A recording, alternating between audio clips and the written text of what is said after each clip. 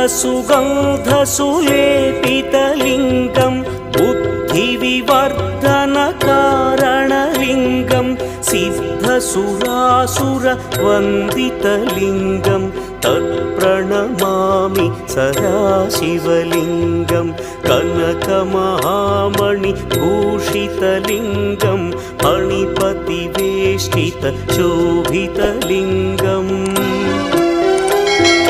दक्षसुयज्ञविनाशनलिङ्गं तत्प्रणमामि सदाशिवलिङ्गम् कुङ्कुमचन्दनलेपितलिङ्गं पङ्कजहार सुशोभितलिङ्गम् सञ्चितपापविनाशनलिङ्गं तत्प्रणमामि सदा